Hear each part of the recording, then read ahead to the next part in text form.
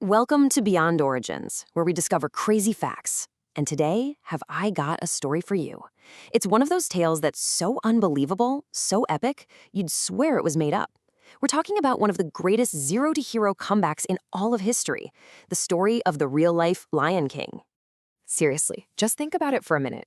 Picture your favorite anime protagonist. You know the one, they've got some kind of crazy destiny, a tragic backstory, they go through a brutal training arc, and then make the most epic comeback ever. Now, what if I told you that hero actually existed? So, our story kicks off, like all great legends do, with a prophecy. But hey, this wasn't your typical, a handsome prince will be born into greatness kind of thing. Oh no, it was way, way weirder than that. I mean, how wild is that? The prophecy was super specific. The great Lion King of Mali would come from a woman who was considered exceptionally unattractive. Right from the start, this story just rips up the fairy tale rulebook. Destiny, it seems, was going to show up in the most unexpected place imaginable. And when the child, Sunjata Keita, was actually born, well, things looked even worse. The future Lion King wasn't just from a strange background, he was physically broken. For seven long years, this kid who was supposedly destined for greatness couldn't even stand up.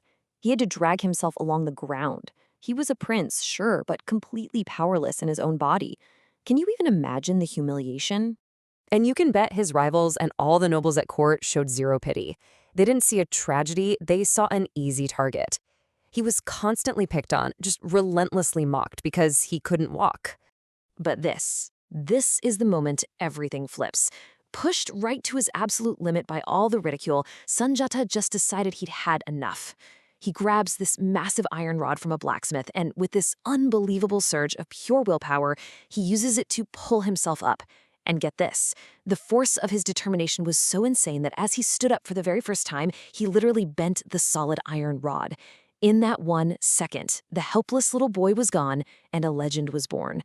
But suddenly, being able to stand and having this hidden strength, well, it made him a threat. To keep him safe from all the people who wanted the throne, Sunjata and his mother were forced into exile. But this wasn't the end. Nope, this was the beginning of his real training arc. For another 7 years, he was far away from his home, but this wasn't him being weak or hiding. This was his time to transform, to grow from a boy with a spark of potential into the absolute warrior that the prophecy demanded. Just like in his stories, he used his time in exile to level up big time. He went through intense warrior training, he mastered military strategy, and this is the crucial part, he learned how to bring people together by forging powerful alliances.